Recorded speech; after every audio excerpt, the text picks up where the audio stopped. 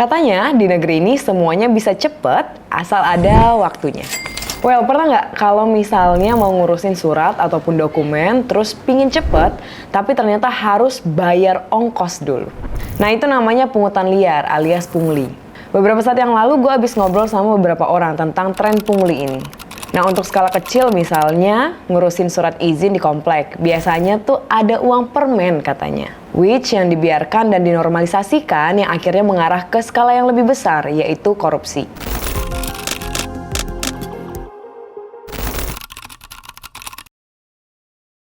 Nah, kita coba bahas dari definisinya dulu ya. Pungutan liar kalau diambil artinya dari KBBI bisa dimaknai sebagai barang yang diambil pakai cara yang nggak benar atau nggak sesuai dengan ketentuan yang ada. Contohnya banyak, dari mulai yang deket banget dengan kehidupan kayak parkir di tempat umum yang jelas-jelas gratis tapi ternyata ada aja sekelompok orang yang malakin uang parkir. Kalau kita tarik sejarah, pungli ini sebenarnya bukan masalah yang baru. Udah dari tahun 60-an muncul praktik-praktik pungli. Makanya dulu di tahun 1965 dilakukan aksi operasi tertib oleh Komando Operasi Pemulihan, Keamanan, dan Ketertiban atau Kopkamtib yang target utamanya yaitu nertipin pungutan liar. Walaupun dalam prakteknya pada saat itu banyak orang yang ngerasa bahwa operasi ini nggak nyentuh akar masalahnya dan cuman kena ke kelompok-kelompok kecil aja. Nah, masalah pungli yang udah berakar ini sebenarnya banyak banget penyebabnya. Yang pasti pungli ada karena adanya kekuasaan, celah, dan kesempatan. Pertama, adanya penyalahgunaan kekuasaan. Nah, orang-orang yang punya jabatan atau merasa punya jabatan ataupun power di sebuah tempat biasanya rawan nih nyalahgunain jabatannya karena dia ngerasa si paling yang punya wilayah. Terus yang kedua, kurangnya pengawasan. Kalau sistem pengawasannya lemah, ya rawan banget untuk orang-orang bisa main belakang. Ketiga, pungli ini jadi kayak budaya yang mengakar. Jadinya setiap ada pungli, jadinya dinormalisasi, jadi kayak bagian dari sebuah proses. Banyak yang mikir, udahlah daripada ribet, bayar aja deh sekian-sekian gitu. Nextnya, biasanya juga terjadi karena gaji yang diterima itu sedikit oleh orang-orang yang kerja di bidang surat persuratan. Jadi ya paling gampang dapat uang tambahan dengan cara ya pungli. Last but not least-nya adalah sanksi yang dikasih ke orang-orang yang ngelakuin pungli itu nggak tegas. Jadi si pelaku sulit nih untuk sadar sama kesalahannya dan hukum yang harusnya ia dapatkan saat melakukan pungli. Padahal ancaman bagi pelaku pungli ini sebenarnya udah diatur dalam Undang-Undang Nomor 20 Tahun 2001 yang merupakan pembaruan dari Undang-Undang Nomor 31 Tahun 99 tentang pemberantasan tindak pidana korupsi. Nah, hukumannya nggak main-main loh, minimal 4 tahun, maksimal 20 tahun. Terus denda yang dikenakan paling sedikit 200 juta, maksimal 1 miliar. Sama rentang tahun 2016 hingga 2022, Satgas Saber Pungli udah nerima sebanyak 38.079 laporan atau aduan masyarakat. Nah, Satgas Saber Pungli ini juga melakukan operasi tangkap tangan alias OTT sebanyak 59.923 dengan total 78.523 tersangka. Dan nggak cuma itu, data Ombudsman Republik Indonesia mencatat bahwa selama tahun 2022 lalu ditemukan sebanyak 115 kasus permintaan imbalan uang, barang, dan jasa alias pungli. Ironisnya, walaupun udah banyak banget laporan dan hukumannya itu pidana, which nggak main-main, tapi praktik pungli ini masih aja sering dianggap sebagai solusi buat birokrasi yang super ruwet. Karena memang kenyataannya, saat ada duit pelicin, kerjaan tuh jadinya lebih cepat. Jadinya masyarakat pun apatis sama apa yang terjadi sebenarnya di internal pemerintahan. Kita pun jadinya ogah-ogahan untuk tahu, oh ternyata prosedurnya itu harusnya A, B, C, D.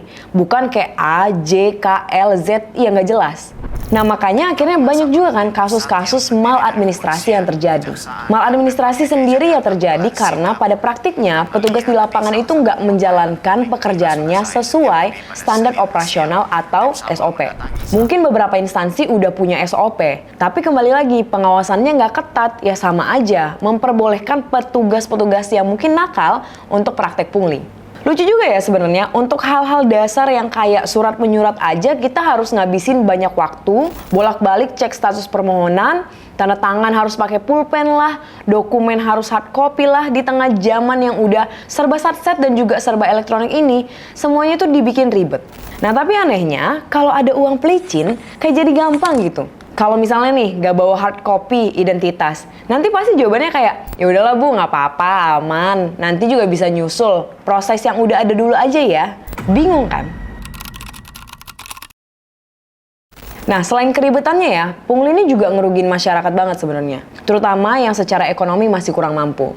Pungli ini nyiptain ketimpangan akses. Siapa yang punya uang ya bisa cepet. Siapa yang nggak punya ya harus tunggu antrian. Sesuai peraturan ya Bapak Ibu. Nah, kalau kayak gitu kan nggak adil kan? Dari sisi mana aja, yang kecil tuh makin terhimpit. Dan yang besar makin mekar. Memang paling bener pungli itu musnah.